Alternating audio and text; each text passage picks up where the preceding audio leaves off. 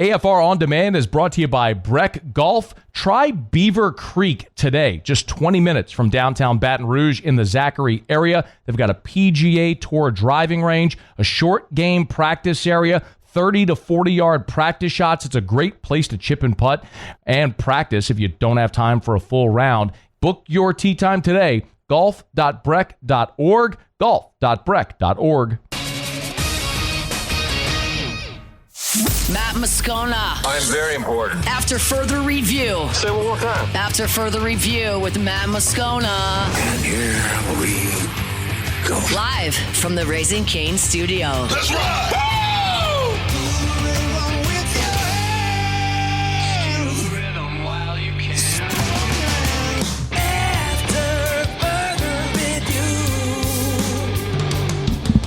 And off we go.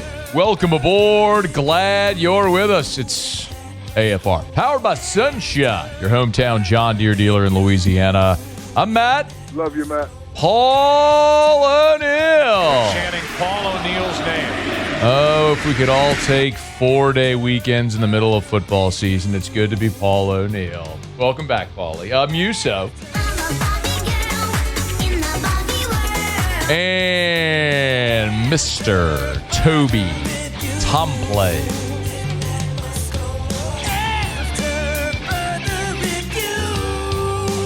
All right, we're here. Glad you are as well. Get out there and make it a good one. Shea Dixon in 15 minutes. Derry Beckwith next hour. Sean Salisbury, hour 3. Ton to do.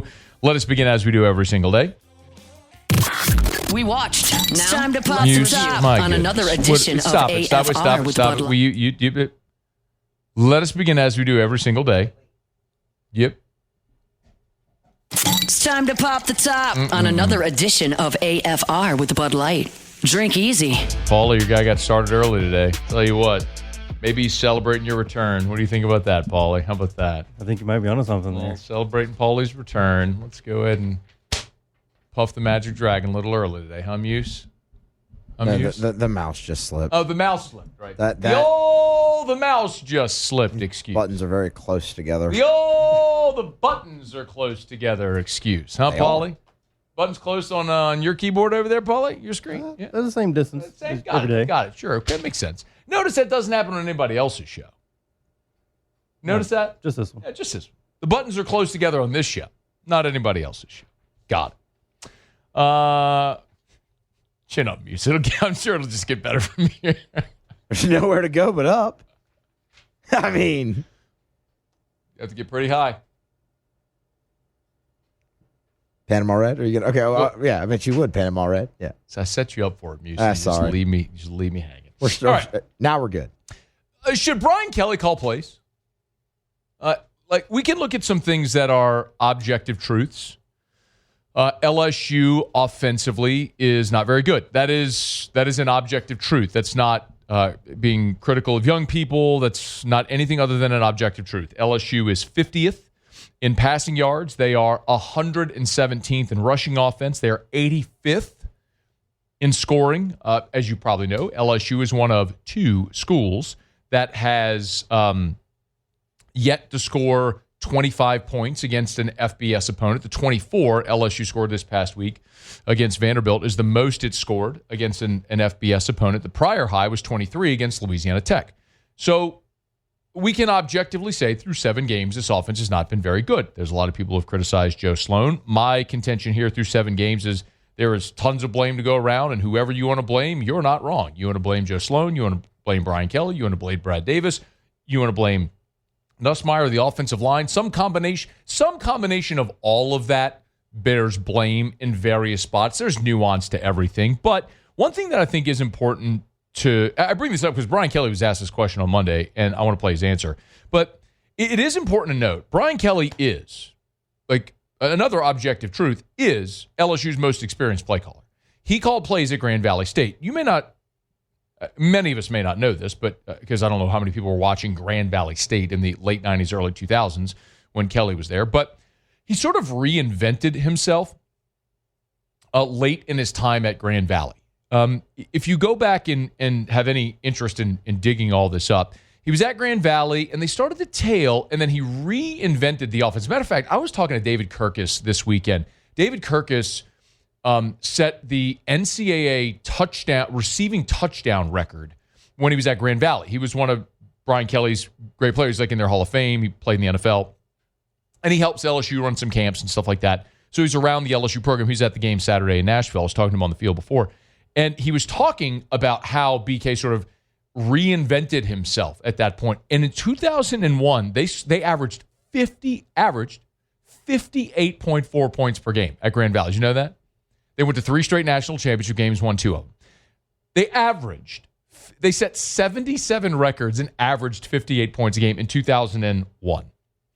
And then he called plays at Central Michigan and at Cincinnati. And then when he went to Notre Dame, he ended up giving up play calling duties. Mike Denbrock went there. Chip Long followed. And that's a time where, look, the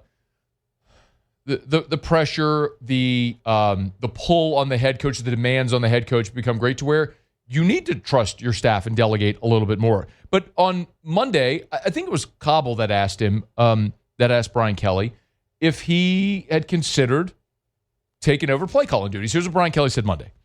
For me, I can tell you that my involvement is much more in the game plan preparation. Play calling is an art and a science. It's both, right? And if you start getting involved in that too much, it does, in my opinion, over my career, it's not the best thing. Now, I can veto things, and I do have suggestions. And I think that those are things that I'll continue to have. Believe me, I'm on both sides of the ball in special teams. I'm hearing it, listening to it. I have veto power, and I think from my perspective, that's the best place for me. God's a very experienced coach, 35 years as a head coach, seen a lot, done a lot, achieved a lot. If he thinks this is the best way forward, I'll side with him there. The other thing I'll tell you, as far as like the Sloan Nussmeier piece of this whole thing, it would be one thing if these guys didn't have success. Like if they had not had success.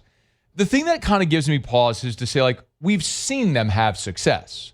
Like, speaking of objective truths, right? Last year, it was the same offensive coordinator and the same quarterback, and we didn't really have a giant problem with the offense. Yes, the inability to run the ball was a piece of it, no doubt. But LSU didn't go 8-4 because of the offense.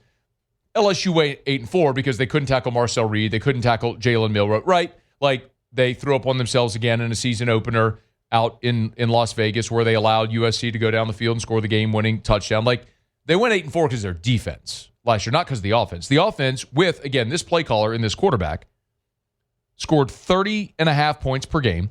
They were 7th in passing offense, 25th in total offense, averaging 431 yards per game. Same quarterback with Aaron Anderson and Xavier Thomas. And yes, you had C.J. Daniels and Kyron Lacey, but this year, you've got a healthy Chris Hilton. You added Nick Anderson. You added Berrien Brown.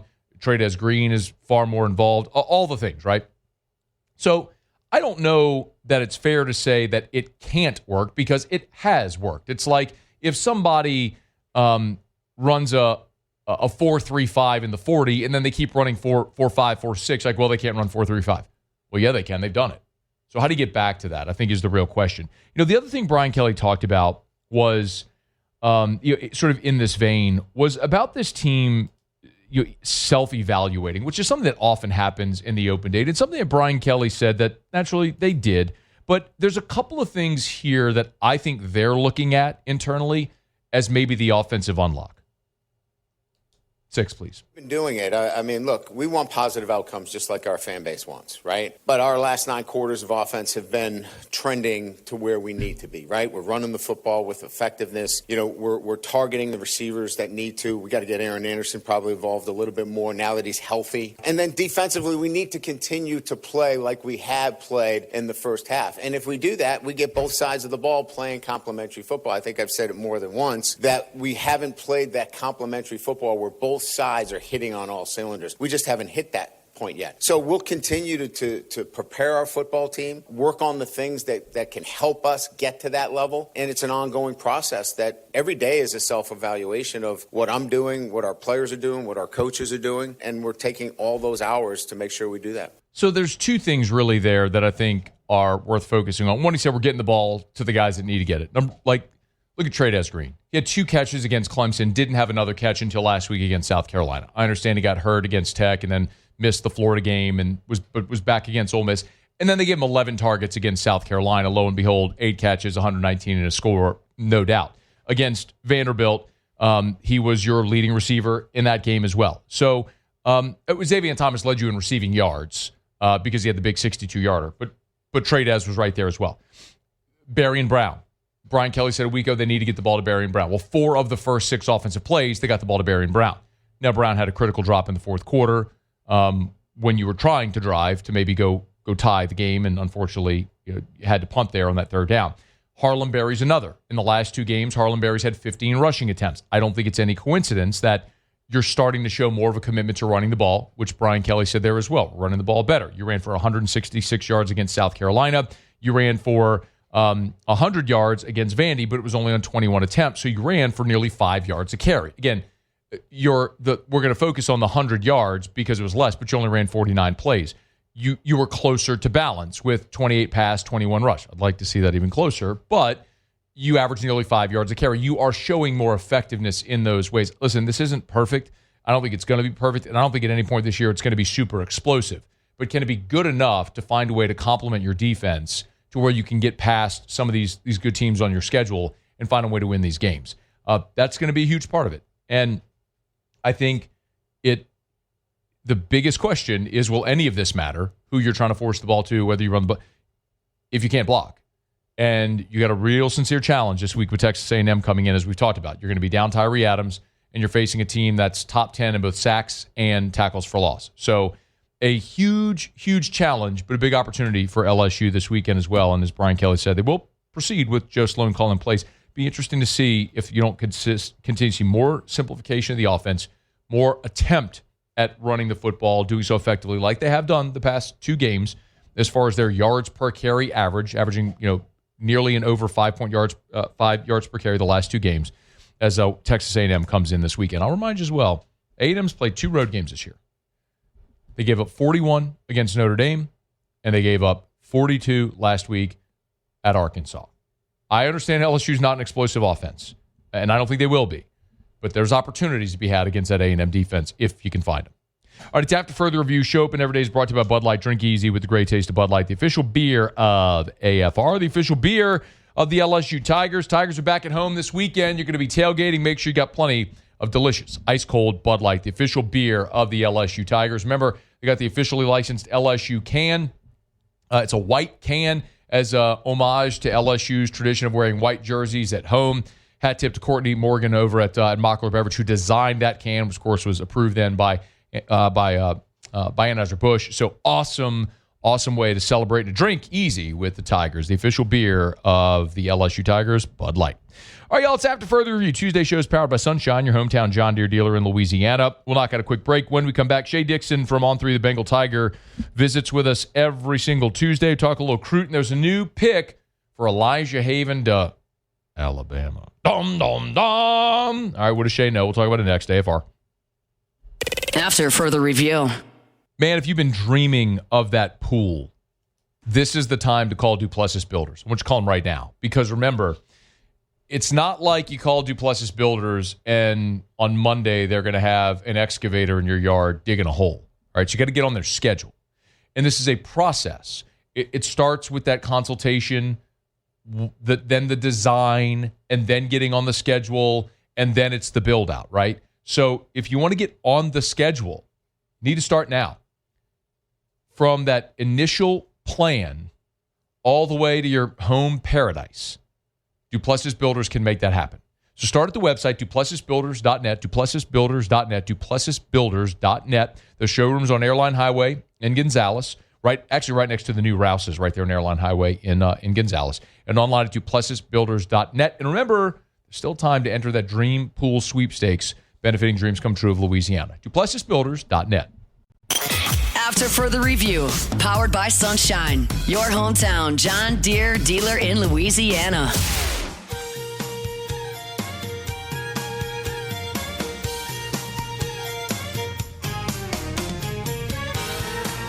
All right, glad you're with us here on this Tuesday edition of AFR, powered by Sunshine. New location going up right there on Pico in Baton Rouge. Excited about it.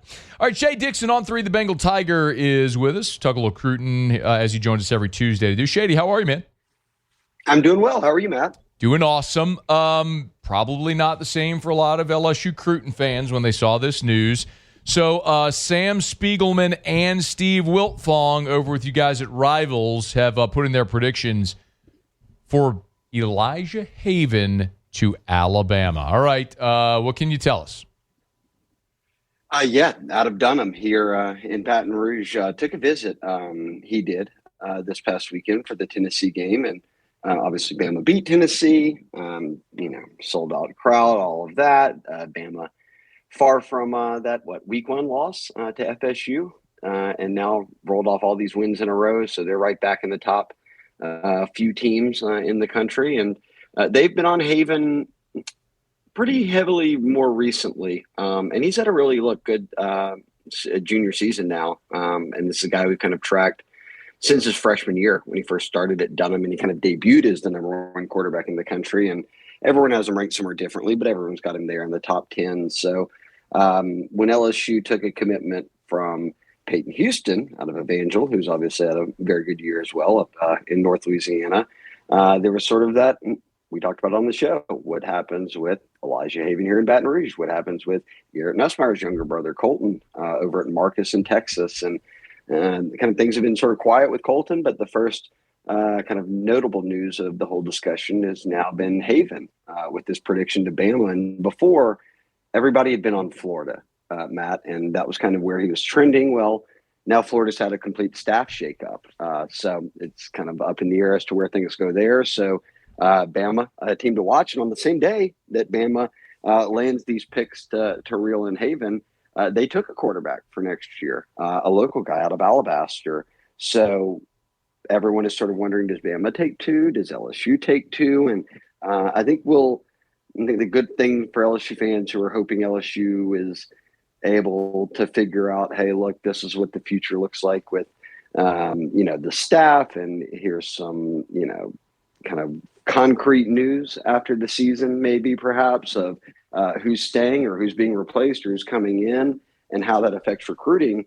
They'll enjoy knowing that Elijah is going to wait till at least January 1st. That's what he said right now. January 1st is when he would like to make an announcement.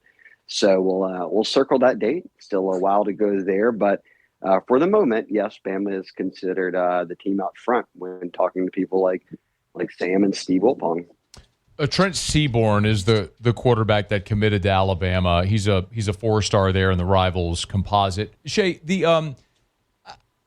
I know whenever we have this conversation, it's natural to think, well, it's the LSU guy saying sour grapes because the kid doesn't want to go to LSU.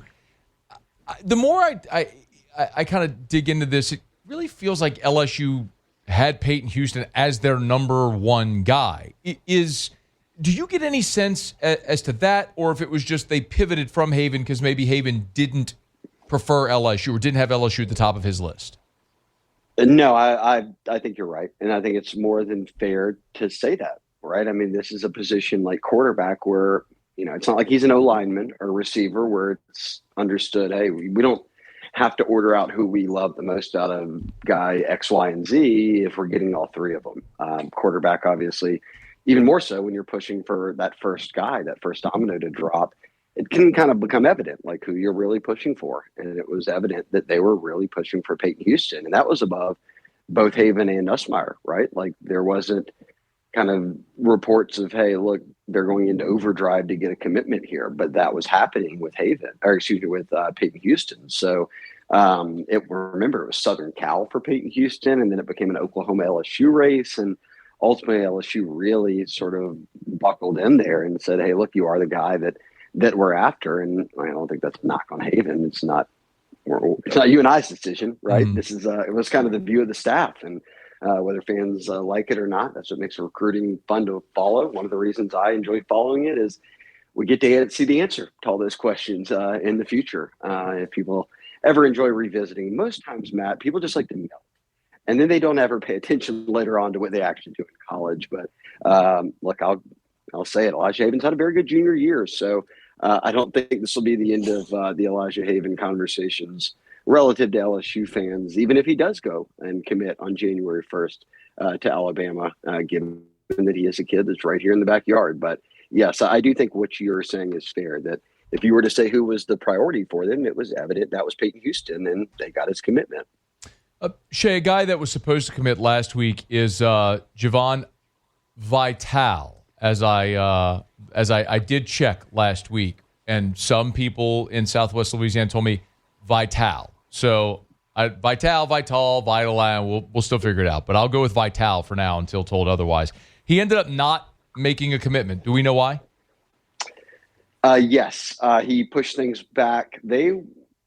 I didn't actually check to see what the score was this past weekend, but Hamilton Christian have been undefeated in 1A ball. They're trying to make a push for another deep playoff run, all of that. And he was trying to put together a bunch of stuff between family and school and doing it all up there.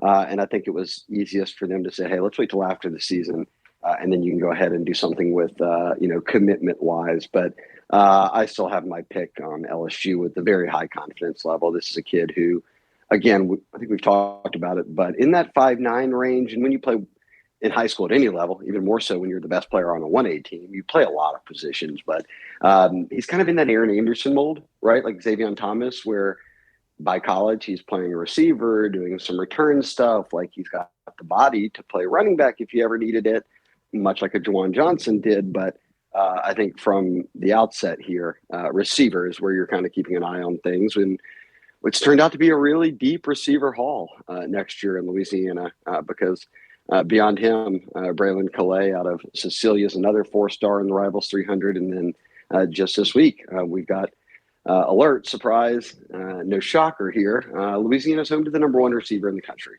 for next year, a 5-star in Eastern Royal over at Brother Martin. So time to kind of put the recruiting antennas up for that 2017 class as the 2016 or 2026 class sort of winds down. He is Shea Dixon from On3, the Bengal Tiger. Of course, Rivals as well on the recruiting side. At Shea Dixon is where you can get him. A big recruiting weekend, I would imagine, Shea, this weekend with Texas A&M coming in. What can we expect?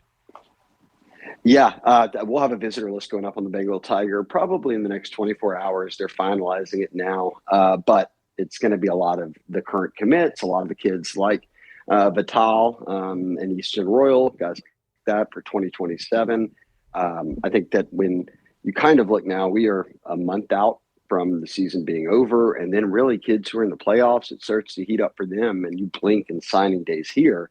And say it time and again, but if you're going to stumble down the back half right in the next 5 games, and there's all the noise around the program, and you have potential staff changes coming and all of that, what does it mean for recruiting? Like, you can't know what that means for the transfer portal or any of that right now, but you can figure out kind of what it does mean for high school recruiting. And I think their goal is just say, or I know it is, hey, let's get everyone back on campus, from Lamar Brown here in town to Richard Anderson, the defensive lineman, 5-star out of New Orleans, and the out-of-state guys, which takes a bit more effort to get everybody into campus when it's not an official visit. But a number of them have already said they're going to come back and be there this weekend. So out of those 16 commits, which still not a ton of commits, but it's sort of the new era of how things are, coupled with the reality that they had some guys flip and they've missed on some guys, but pound for pound, still the number 2 class in the country behind Oregon, blue chip ratio wise. So you really want to just say, hey, how do we hang on to these 16 and then potentially try to push for flips like we've talked about, Blaine Bradford, who's here in town, committed to Ohio State, or if it's an offensive lineman like Ianacho, who's committed to Oregon from the East Coast.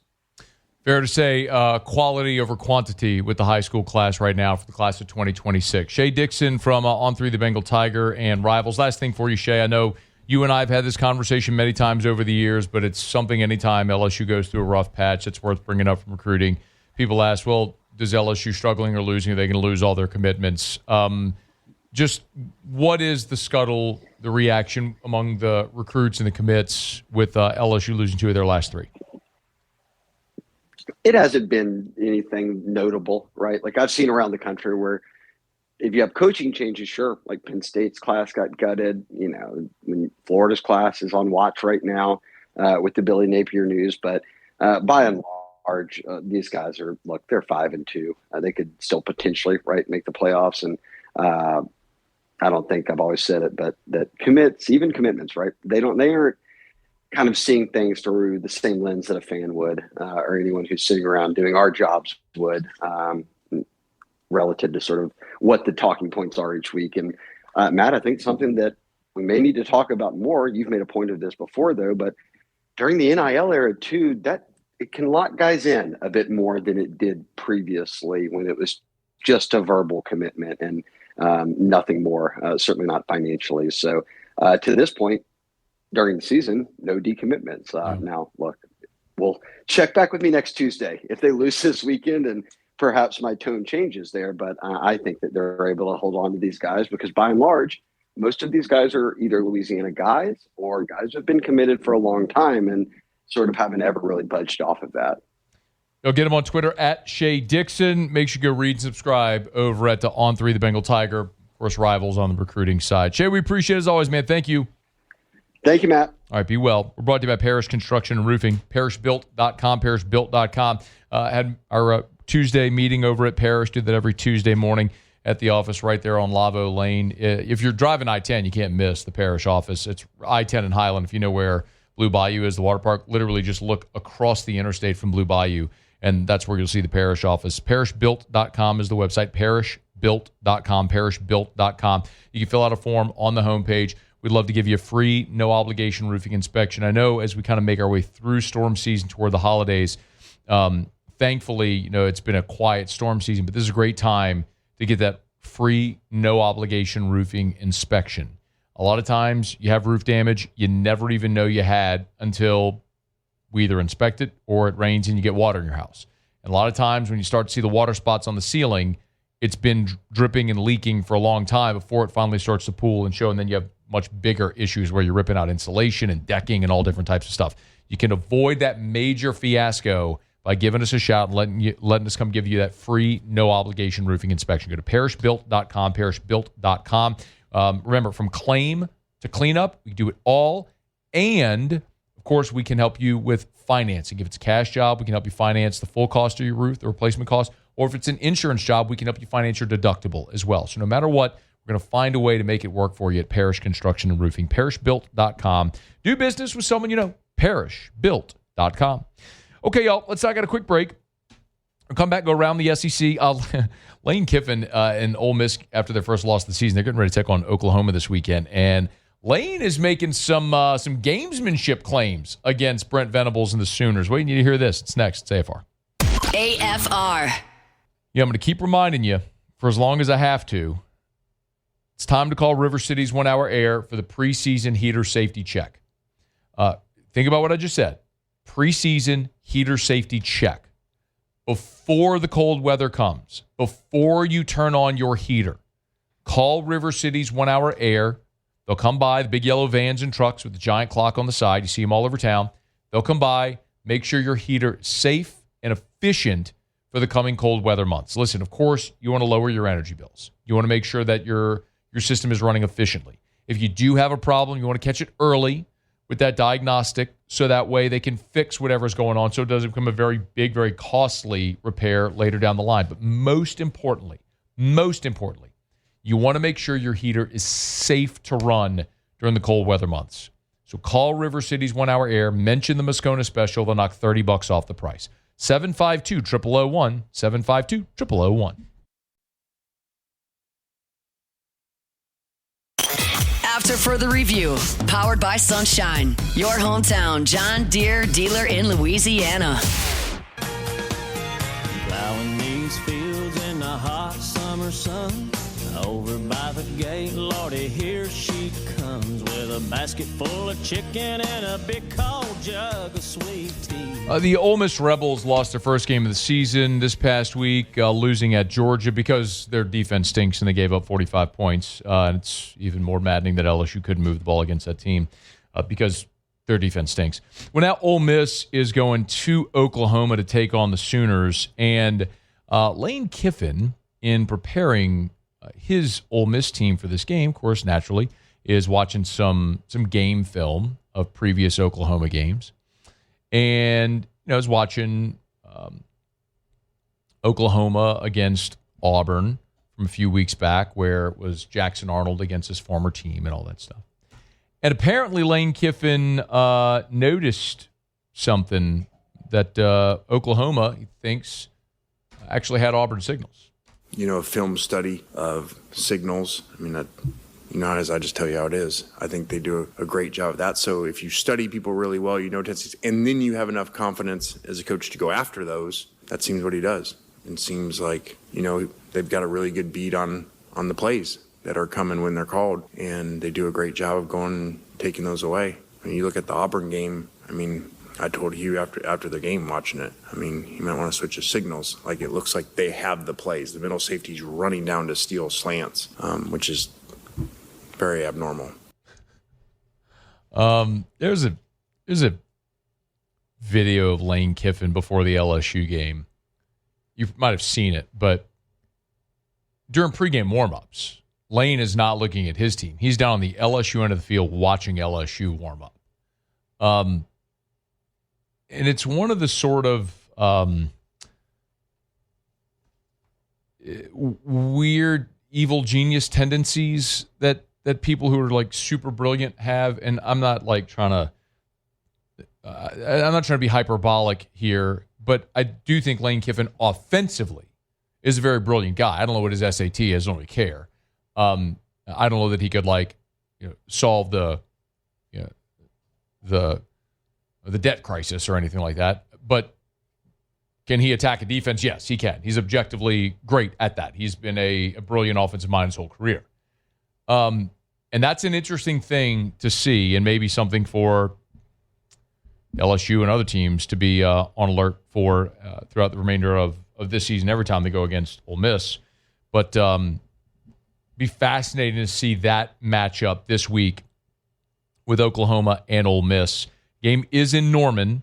Remember, the Sooners lost the game to Texas, and then this past week went to Columbia, South Carolina, and the defense was outstanding, and they won 26-7.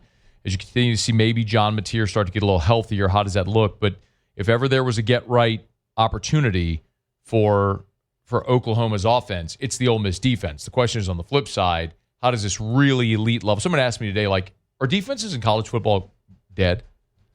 And I don't know that I have a great answer to that question, but Oklahoma is about as good a defensive team as I've seen this year. They're second in the country in scoring defense, allowing 9.4 points per game. So, I kind of look at Oklahoma and go, this is a really fascinating matchup of a great defensive mind in Brent Venables. That's whatever you think about him as a head coach. He's been a great defensive coordinator his whole life.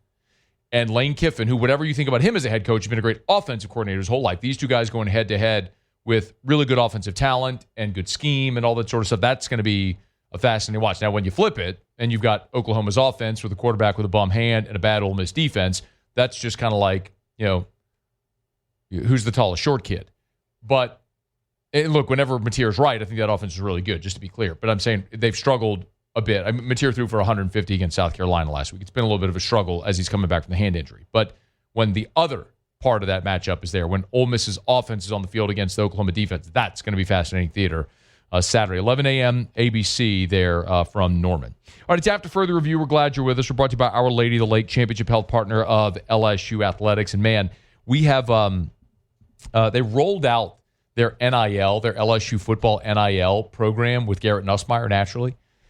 And there's many more to come, and I'm very pleased to tell you, and if you're tooling around at LouisianaSports.net, you'll probably see some of these up there as well. But Our Lady of the Lake is also now rolling out NIL deals with Harold Perkins, with Jack Pyburn, with Bauer Sharp. See, LSU and Our Lady of the Lake are joined at the hip. They're interwoven. They're one and the same. Our Lady of the Lake is the championship health partner of LSU Athletics. When you think LSU, Louisiana State University, LSU Athletics, anything they're in, think Our Lady of the Lake. They take care of the LSU athletes. They take care of the students at the health center. They take care of everyday champions like you and me. It's Our Lady of the Lake, championship health partner of LSU. Our Lady of the Lake and LSU, together, we roar.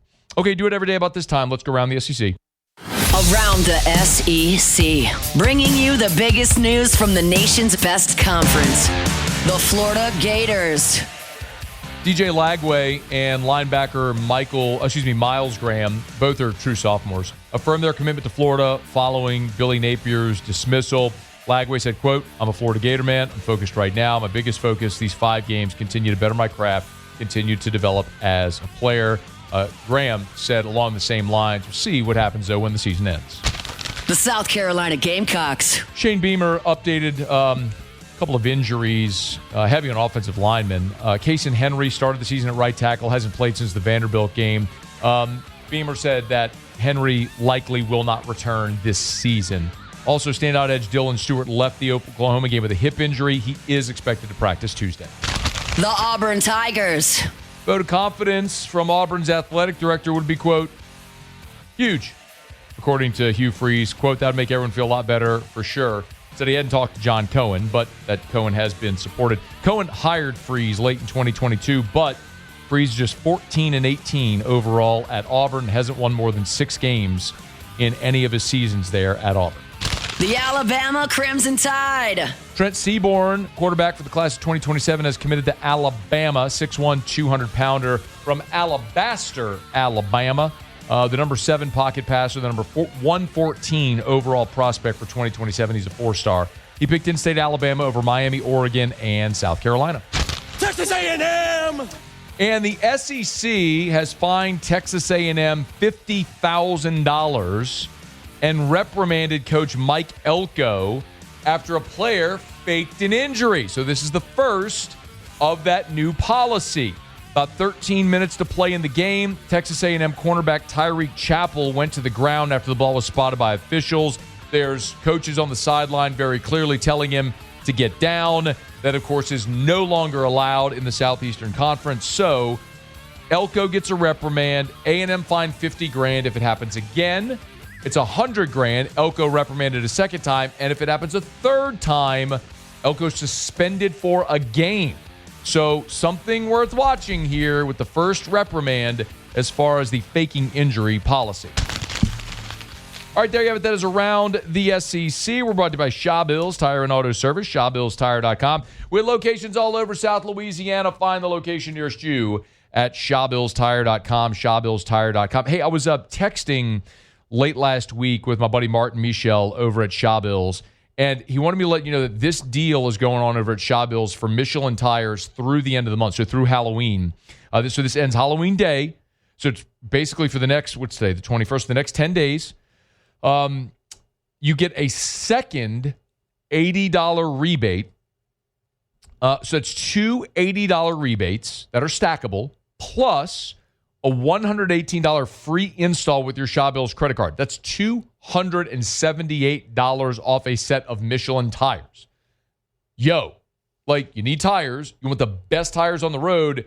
Here's an opportunity to save $278 off your set of 4 tires. ShawBillsTire.com, ShawBillsTire.com, or get by any of the Shaw Bills locations in South Louisiana. Shaw Bills, we keep you rolling. All right, glad to have you hanging out with us here, y'all. Derry Beckwith, former LSU linebackers, here in 30 minutes from right now. A year ago, of course, LSU played Texas A&M. Tigers had the Aggies in a chokehold, and then the game changed. When Connor Wegman exited, Marcel Reed came in. Tigers couldn't tackle a running quarterback. We saw the same thing against Jalen Milroe a couple weeks later when the Tigers played. After the bye, when the Tigers played Alabama. And we thought maybe LSU had solved that running quarterback issue for how they were able to handle Lenore Sellers by and large. But then Diego Pavia this past weekend. So do we believe confidently that LSU is better equipped to stop a mobile quarterback this weekend with Marcel Reed and the Aggies coming in? We'll talk about that with Derry Beckwith again about 30 minutes from right now. And all the conversation about Billy Napier being fired. Who's next? Could it be Lane Kiffin? Our buddy Edgar Thompson, who's covered the Gators for decades there at the Orlando Sentinel. Edgar is going to be with us in about 45 minutes from right now to give us the latest there on what's going on with the Gators. All right, it's after further review. Let me knock out a quick break. Come back. We'll wrap up hour number 1. The World Series is set. We've got odds on the World Series. We've got some coaching odds as well that I want to get to. We'll do it next here on AFR. AFR. Let's Rev, y'all. Go to letsrev.com, letsrev.com, letsrev.com. Rev is Louisiana's largest privately owned and operated internet service provider. It's known for its 5-star customer service, its 5-star reliability, and Rev is powered by an all-fiber network, backed by local support teams right here in Louisiana. From the river to the lake to the bayou, Rev services nearly 70,000 residential and business customers in the parishes that you and I call home, and I could not be more fired up. Rev, with their 90-year legacy, has got you covered. They just laid fiber in my neighborhood last week, so I got fiber in my neighborhood now too, y'all. LetsRev.com for your home, for your business, all over South Louisiana. Go to letsrev.com to switch today. Letsrev.com, letsrev.com. After further review, powered by Sunshine, your hometown John Deere dealer in Louisiana. Look at her face. She ain't a fooling me. The 1-0. Swing and a drive, left field. This one is back. George Springer just had his Kirk Gibson moment.